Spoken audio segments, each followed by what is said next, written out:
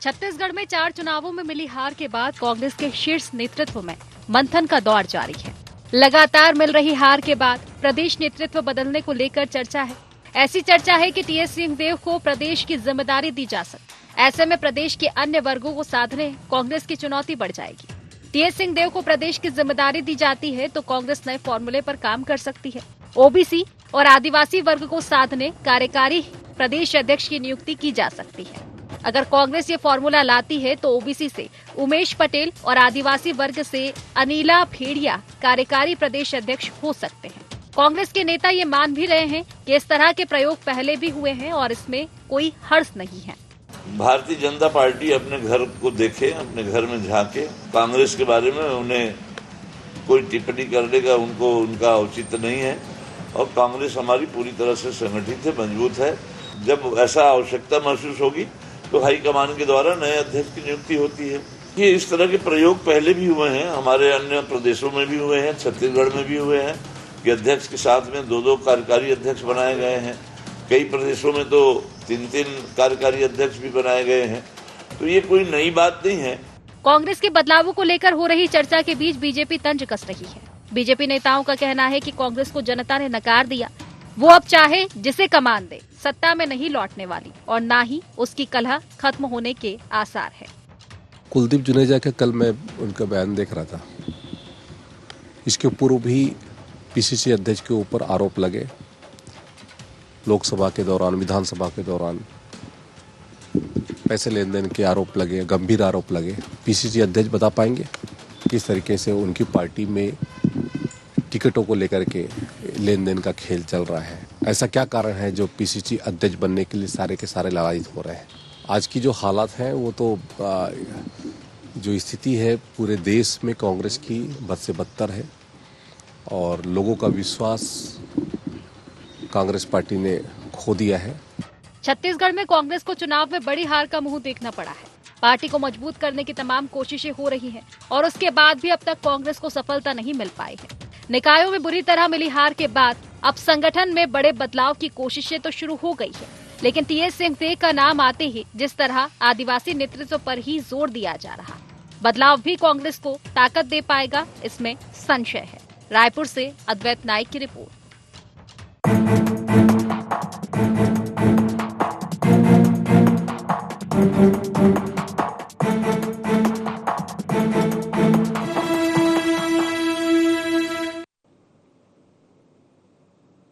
नमस्कार, गोहार छत्तीसगढ़ देख रहे हैं आप और मैं हूं आपके साथ खुशी व्यास। तो देखिए, छत्तीसगढ़ कांग्रेस की स्थिति फिलहाल हार पर हार, फिर तकरार और अब बदलाव की बयार में जाती हुई नजर आ रही है। छत्तीसगढ़ में लगातार हार का सामना कर रही कांग्रेस में नए चेहरे को लेकर रायपुर से दिल्ली तक की चर्चाएं होने लगी है। चर्चा इस बात को लेकर है कि आखिर लगातार मिल रही हार के बाद कांग्रेस का चेहरा कौन होगा, क्योंकि दबे स्वर में यह आवाज आ रही है कि पीसीसी चीफ दीपक बैच जो हैं, अब चेहरा बदला जा सकता है पीसीसी चीफ का, और कहीं ना कहीं टीएस सिंहदेव भी चर्चाओं में थे। लेकिन सस्पेंस अभी बरकरार है कि क्या लगातार मिल रही हार के बाद कांग्रेस में एक बड़ा परिवर्तन होने वाला है। अगर परिवर्तन होगा तो आखिर नया चेहरा कौन होगा। नेतृत्व को लेकर पहले ही संकेत दे दिए गए हैं कि पूर्व मुख्यमंत्री टीएस सिंहदेव को जिम्मेदारी मिल सकती है। वहीं अलग अलग समाज को साधने के लिए कांग्रेस नए फॉर्मूले पर भी काम कर सकती है, लेकिन इसको लेकर फिलहाल घमासान देखने को मिल रहा है। कांग्रेस अपनी ही पार्टी के नेताओं से घिरती हुई नजर आ रही है। दीपक बैच से इस्तीफे तक की बात कही जा रही है। तमाम तरह की चीजें हैं, लेकिन हार के बाद आखिर क्यों कांग्रेस में इतनी तकरार? क्या सामंजस्य की स्थिति हार के पहले और हार के बाद भी नहीं बन पाई है? तमाम चीजें हैं, तमाम मुद्दे जिसको लेकर आज हम चर्चा करेंगे, लेकिन उससे पहले जान लेते हैं गोहार पॉइंट्स। हार पर हार के बाद कांग्रेस का कैसा होगा उद्धार? सिंहदेव को मिली कमान तो थम जाएगा कांग्रेस का तूफान। आदिवासी नेतृत्व की मांग तो ना बनेगी सिंहदेव की राह में बाधा। टीएस सिंहदेव का नेतृत्व बीजेपी के लिए कितनी बड़ी चुनौती। तो इन्हीं सब मुद्दों को लेकर आज हम चर्चा करेंगे। चर्चा की शुरुआत से पहले खास पैनल, खास मेहमान हमारे साथ जुड़ चुके हैं। सबसे पहले आपका परिचय करवा देती हूँ। हमारे साथ वरिष्ठ पत्रकार गंगेश द्विवेदी जी जुड़ चुके हैं। कांग्रेस प्रवक्ता शिव कुमार मेनन जी हमारे साथ जुड़ चुके हैं। बीजेपी से अपना पक्ष रखने के लिए निशिकांत पांडे जी हमारे साथ जुड़ चुके हैं। आप तीनों ही मेहमानों का बहुत बहुत स्वागत है इस खास चर्चा में। और चर्चा की शुरुआत शिव कुमार मेनन जी आपसे ही करना चाहूंगी। हार के बाद तकरार, या फिर ये कहें कि चुनाव के पहले भी इसी तरह की तकरार तो कहीं ना कहीं देखने को मिल रही थी। फिर चाहे चुनाव निकाय के हो, विधानसभा के हो, लोकसभा के हो, और इन चुनाव में जो हार मिली उसके बाद जब मंथन किया जाता है तो कहीं ना कहीं एक शब्द निकलकर सामने आता है कि भितरघात की स्थिति कहीं ना कहीं पार्टी में थी। लेकिन आखिर कब तक?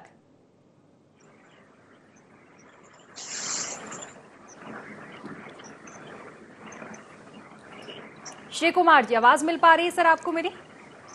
हाँ, अब आ रही है, बीच में कुछ कट रहे थे जी। जी श्री कुमार जी, हार, लेकिन हार के बाद वही तकरार। सवाल मेरा यह है कि चुनाव तो निकल जाते हैं, चुनाव पहले भी निकले, 4 ऐसे बड़े चुनाव हैं जिनमें हार का सामना आपको करना पड़ा, और फिर कहीं ना कहीं ये कहा गया कि नहीं अब सामंजस्य बना लिया जाएगा। कहीं ना कहीं थोड़ी सामंजस्य की कमी रह गई थी, अब भितरघात की स्थिति भी कहीं ना कहीं कही जा रही थी कि सामने आ रही थी, लेकिन एक बार फिर से वही स्थिति देखने को मिली है। जी खुशी जी, शायद मेरी आवाज आ रही है आपको? जी जी, मिल पा रही है। देखिए खुशी जी, ऐसा है कि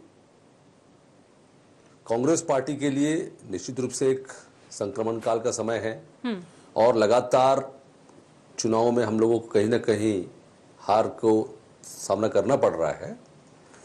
लेकिन इसके पहले भी कांग्रेस पार्टी के साथ ऐसी परिस्थितियां आई है और कांग्रेस पार्टी सबसे उभर कर आगे आई है।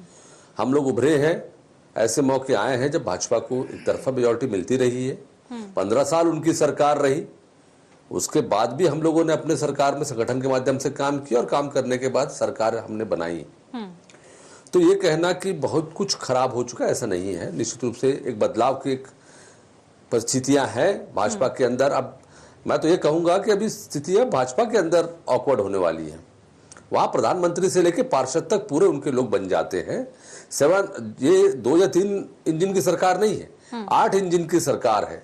प्रधानमंत्री, मुख्यमंत्री, सांसद, विधायक, महापौर, पार्षद, पूरे लोग उनके जीत के आते हैं। और अब लगभग जो परिकल्पना है, जो ये कहते हैं कि कभी पार्षद के नाम से काम नहीं हो पाता था, कभी राज्य में विधायक के नाम से नहीं काम होता था, ये सब परिस्थितियां बदल चुकी है। अब जो काम करना है बिना बहानेबाजी किए भाजपा को करना है, सरकार को करना है। और रही बात जो आपने बात की है कांग्रेस के संबंध में कि लड़ाई की बातें, रंधुड़ी बातें कर रहे हैं, श्रेय की राजनीति तो भाजपा में चल रही है खुशी जी। आप 3 दिन से रायपुर में विज्ञापन देखिएगा, लाखों रुपए के विज्ञापन दिए जा रहे हैं। एक और हम नहीं बोल रहे, भाजपा के नेता दे रहे हैं श्रेय। राजेश मूणत जी को पूरे रायपुर में जीत का श्रेय दिया जा रहा है। मतलब यहाँ बाकी विधायक भी है, 7 विधायक है रायपुर जिले के अंदर में, और 7 विधायक रायपुर के अंदर में मोतीलाल साहू जी भी हैं, ब्रजमोहन जी भी है, सुनील सोनी जी भी है, पुरंदर मिश्रा जी भी है। लेकिन सिंगल एक पेज का विज्ञापन आता है कि राजेश मूणत जी को श्रेय दिया जाता है पूरे इस चुनाव के संचालन का। भाजपा की स्थिति को लेकर भी चर्चा कर लेती हूँ मैं निशिकांत जी से। जवाब हमारी लड़ाई, मैं अपनी बात पूरी कर लेता हूँ 1 मिनट में। नहीं बिल्कुल, मैं आपको बाद में समय बिल्कुल दूंगी। एक बार एक प्रतिक्रिया हो जाए शुरुआती, फिर मैं लौटूंगी आपके पास। फिलहाल निशिकांत जी आपसे मैं जवाब लूंगी। उनका कहना है कि ठीक है, आज सवाल तो उठाए जा रहे हैं कांग्रेस पर, लेकिन ऐसा हो जाता है कभी कभी कि दूसरे के घर को देखते देखते खुद के घर में ही आग लग गई। ठीक है, बगावत की बात कांग्रेस में कही जा रही कि सामंजस्य नहीं बन पा रहा, लेकिन सामंजस्य के सवाल तो आप पर भी उठेंगे। जीत भले ही हो गई हो, लेकिन सामना करना पड़ा है। सामंजस्य की स्थिति इतनी नहीं दिखाई दे रही थी चुनाव के पहले, बल्कि बागियों तक का सामना हुआ है इस बार।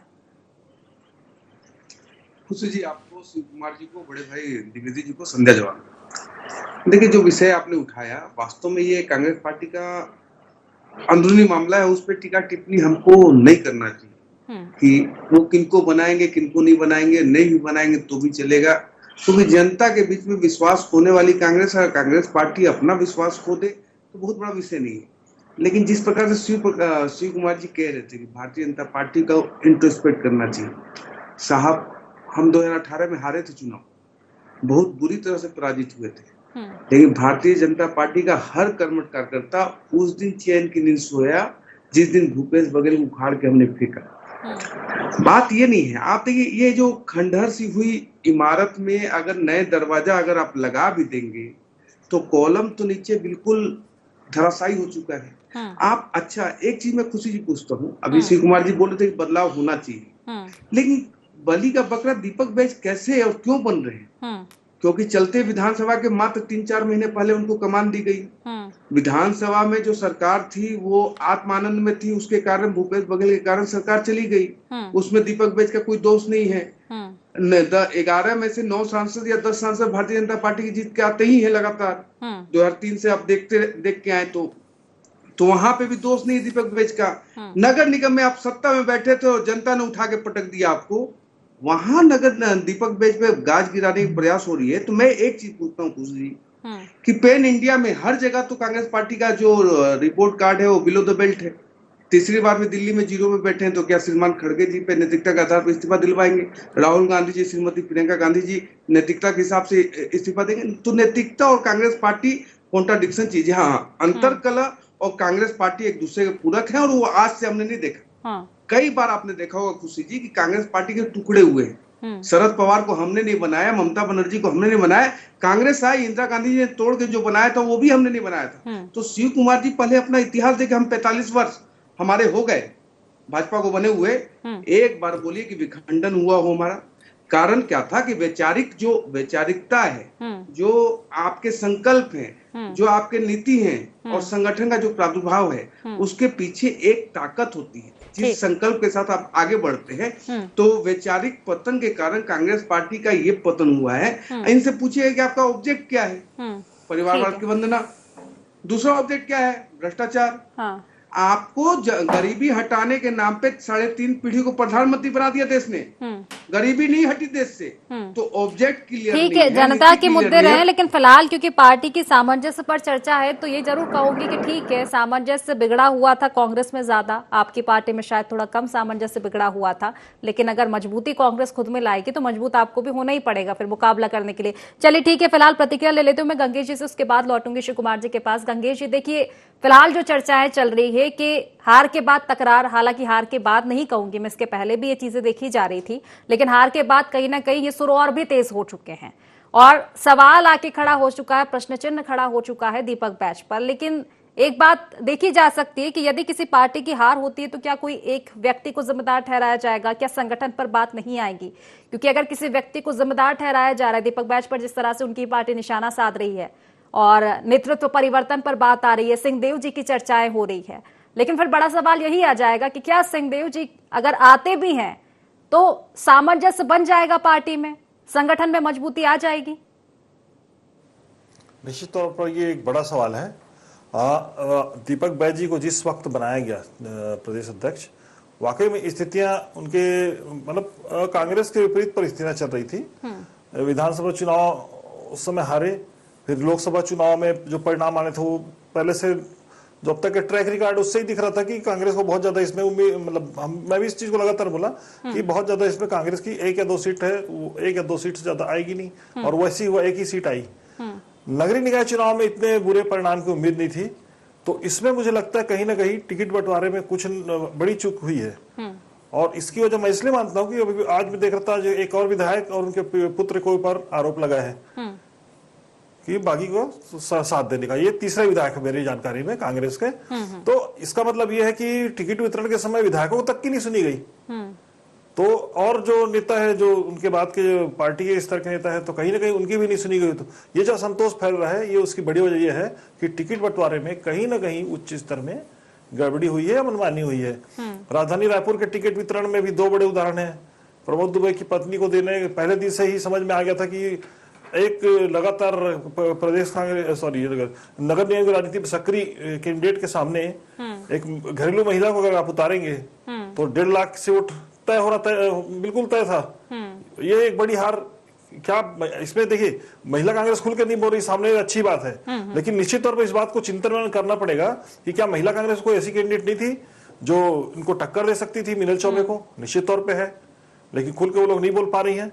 और अगर उनको अगर टिकट दिया गया होता तो निश्चित तौर पर ये जो जीत हार का अंतर इतना बड़ा है, ये नहीं आ पाता। पूर्व महापौर एजाज ढेबर को और उनकी पत्नी को एक साथ टिकट दे दिया गया, जबकि सामान्य तौर पर यह माना जा रहा था कि एजाज ढेबर की वजह से ही 7 सीटें विधानसभा की कांग्रेस ने पूरे रायपुर जिले में स्थापित हुई है, और उसके बाद दोनों को देना और खुद हार गए पूर्व महापौर। ये भी एक तरह से भारी फजीहत की स्थिति बन गई।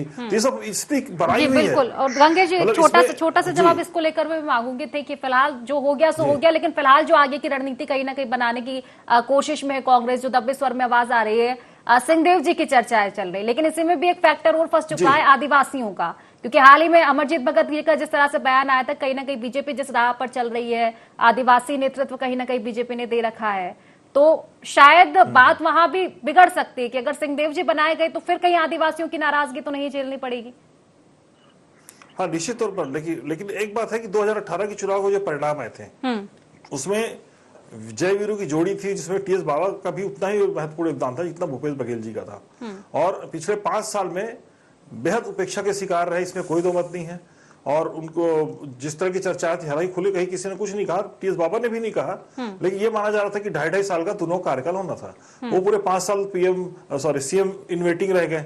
तो कहीं ना कहीं एक उनका नेतृत्व और सीनियरिटी को देखते हुए मुझे लगता है कि, और उनका जो व्यक्तित्व है, सौम्य व्यक्तित्व, इतना सब होने के बावजूद अगर उन्होंने पार्टी के खिलाफ कोई बयानबाजी नहीं की, सब चीजें सौम्यता से पेश आए, तो इसको देखते हुए अगर उनको दिया जाता है तो मुझे लगता है कि कहीं ना कहीं संगठन में इसका ज्यादा वो नहीं हुआ। हो सकता है इसमें साथ में जो कार्यकारी अध्यक्ष की बात कर रहे थे, धनेश साहू जी सीनियर लीडर हैं वो, तो कुछ संतुष्ट करने की रणनीति के तहत कि एक कार्यकारी अध्यक्ष आदिवासी समाज से भी लिया जा सकता है। और मुझे लगता है अगर ऐसी स्थिति बनती है तो दीपक बैज जी को हटाने के बजाय उनको कार्यकारी अध्यक्ष बना देना चाहिए। निश्चित समीकरण कुछ भी बन सकते हैं, अकेले दोस्त नहीं है, एक बेहतर बात आप बिल्कुल कम समय मिला है उनको, और ये ऐसे हालात अभी बने हुए हैं कि जिसपे लगभग हार की स्थिति बनती जा रही है।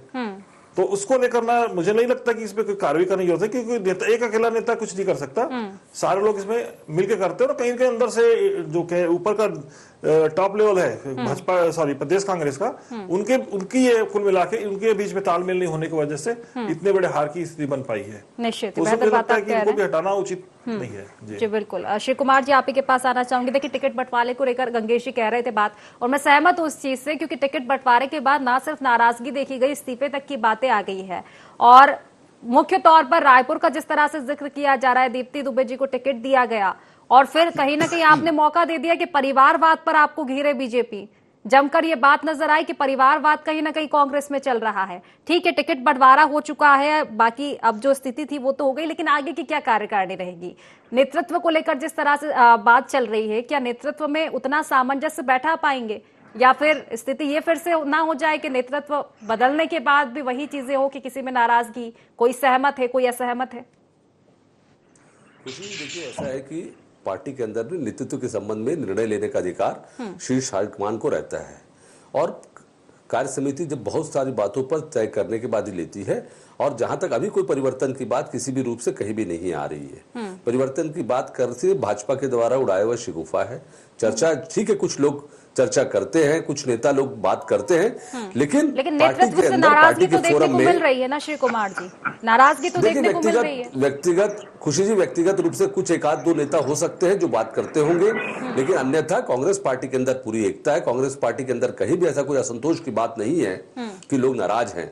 जहां तक बात कर रहे थे साथी हमारे पांडे जी कि कांग्रेस के अंदर में बदलाव की बात या कुछ अन्य बातों को लेकर जो चर्चा कर रहे थे, मैं उनको बताना चाहूंगा, ये जिस भाजपा की बात कर रहे हैं, उनका आइडियोलॉजी की बात कर रहे हैं। आज भाजपा के अंदर आयातित लोगों का भरमार है। आज भाजपा पार्षद दल में भी अगर आप देख लेंगे, कम से कम 20 ऐसे लोग हैं जिनका बैकग्राउंड कांग्रेस का है, विधायकों का हो, किसी भी प्रदेश में आप देख लीजिए इनकी सरकार बन रही है। ये बात करते हैं कि इनकी सरकार हर जगह बनते जा रही है। जहां भी सरकार बन रही है, या तो कोई ना कोई पार्टी को तोड़ कर ला रहे हैं, चाहे वो तृणमूल कांग्रेस है, चाहे कांग्रेस पार्टी हो, चाहे जेडीयू हो, चाहे जेडीएस हो, चाहे एनसीपी हो, चाहे किसी भी तमाम केजरीवाल की पार्टी हो, हर पार्टी के आदमी तोड़कर ही इनकी सरकारें या इनके विधायक इनके सांसद बने हैं। पिछले लोकसभा के अंदर में भी 30 से 40 लोग इनके ऐसे ही बन के आए। तो ये किस नैतिकता की बात करते हैं, किस आइडियोलॉजी की बात करते हैं? इनके पास अगर इनकी आइडियोलॉजी सही होती तो इनके अपने पार्टी कैडर से लोग निकल के आते, इनको दूसरे पार्टियों को आयात नहीं करना पड़ता। ये जो बात कर रहे हैं पांडे जी कि दूसरी हमारी पार्टी के संबंध में, मैं उनको बताना चाहूंगा कि आज तो आधी पार्टी जबरदस्ती भी नहीं सांसद होती इनके, ना शिव कुमार जी, अपनी ही पार्टी में अगर देखिए आपको भी सामंजस्य मालूम होगा तो है शायद ऐसी ईडी, स्थिति नहीं देखने को मिलेगी कि बीजेपी तोड़ देगी पार्टी को। नहीं सामंजस्य के अलावा देखिए ईडी, सीबीआई, इनकम टैक्स, इनका जो असली साथी हैं पार्टी के जो कैडर है इनकी पार्टी के कैडर के साथ साथ जो तीन या चार विभाग है, इनके असली कैडर है और इन्हीं का उपयोग करते हैं सरकार बनवाने में और सरकार गिराने में। चाहे वो कोई भी पार्टी हो, विपक्ष में कोई भी पार्टी किसी भी प्रदेश में हो, उनको कहीं ना कहीं इन जो कैडरों इनके कार्य विभागों के कारण ही आज सरकार बनाने की स्थिति में आई है बीजेपी। ठीक है, और चलिए रही बात कांग्रेस पार्टी की, मैं एक बात बोलना चाहूंगा, कांग्रेस पार्टी के संबंध में बोला जा रहा है, देखिए बदलाव की कहीं भी कोई बात अभी नहीं है। लोग जो बातें कर रहे हैं, ठीक है, शगुफे छोड़े जा सकते हैं, चर्चाएं हो सकती, चुनाव के बाद चर्चा आता है, ऐसी हार होने के बाद चर्चा लोग करते हैं, लेकिन ये सब चीजें पार्टी हाईकमान तय करती है। ठीक है, जवाब ले लेते हो निशिकांत जी से। निशिकांत जी, देखिए सबसे बड़ा आप पर आरोप तो वही है प्रेशर पॉलिटिक्स का, जो लगता आ रहा है और आज भी कहीं ना कहीं शिव कुमार जी ने कह दी है वो बात। दूसरी चीज, एक रेस में हम तब भी शायद जीत जाते हैं कि हम जितना मजबूत नहीं होंगे लेकिन सामने वाला ज्यादा कमजोर हो। अब अगर बदलाव होता है, अभी तय नहीं है, लेकिन अगर बदलाव होता है, मजबूती की बात कांग्रेस कर रही है, अगर कांग्रेस मजबूत होगी तो कहीं ना कहीं मजबूती आपको भी बढ़ानी पड़ सकती है, चुनौती बन सकती है। तुलसी जी, भारतीय जनता पार्टी लगातार मजबूत हो रही है, उसमें कोई किंतु परंतु नहीं। हम चाहते हैं, दिल से शुभकामनाएं देते हैं कि कांग्रेस पार्टी इतनी तो मजबूत हो कि विपक्ष के नेता के तौर पे बन जाए। अभी हमारे शिव कुमार जी कह रहे थे कि भारतीय जनता पार्टी सकुपा छोड़ रही, तो धनेन्द्र साहू जी का जो बयान आप चला रहे थे, उनके अंदर भारतीय जनता पार्टी की आत्मा घुसी हुई थी। या धनेन्द्र साहू कांग्रेस के कार्यकर्ता और नेता नहीं है, वरिष्ठ नेता है। वो कह रहे हैं कि एक प्रदेश अध्यक्ष होगा, एक ट्राइबल का होगा, एक फलाना का होगा, एक ढकाना का। मैं तो बोला कि 28, 30, 32 जिले हैं, 32 प्रदेश अध्यक्ष बना लो, कोई समस्या नहीं। दूसरा, आपने कहा, आप पत्रकारों ने पूछा और उन्होंने सुझाव दिया। सुनिए शिव कुमार जी, सुनने का आदत डालिए तो फिर से रसातों में चले जाएंगे आप लोग। आपने कहा कि भारतीय जनता पार्टी तोड़ती है और ईडी, आईटी, सीबीआई हमारे संगठन है। ठीक है, जॉर्ज सोरोस किसका संगठन है? हिंडनबर्ग किसका संगठन है? चलिए ठीक है, समय की कमी। निशिकांत जी, छोटा सा जवाब कुछ शब्दों में। उतनी मजबूती बना पाएगी पार्टी अगर मजबूती बना रही है कांग्रेस, तो चुनौती तो नहीं है आपके लिए? हमारे लिए चुनौती, देखिए हमारे लिए चुनौती है हमारा जो विकास का एजेंडा है, हमारा जो संकल्प है, वही हमारी चुनौती है। कांग्रेस पार्टी या उनके सहयोगी दल हमारे लिए चुनौती नहीं। ठीक है, चलिए फिलहाल समय की कमी है, क्योंकि इसलिए आप तीनों मेहमानों का बहुत बहुत शुक्रिया चर्चा में जुड़ने के लिए। तो देखिए, छत्तीसगढ़ में फिलहाल कांग्रेस में हार, फिर तकरार और अब बदलाव की बयान। लेकिन देखने वाली बात होगी कि कितना बदलाव कांग्रेस कर पाती है और बदलाव के बाद क्या स्थिति बदल पाती है, और इसके बाद क्या चुनौती बीजेपी के लिए बढ़ पाती है। तो फिलहाल गुहार छत्तीसगढ़ में बस इतना ही। आप बने रहिए ID24 के साथ। नमस्कार।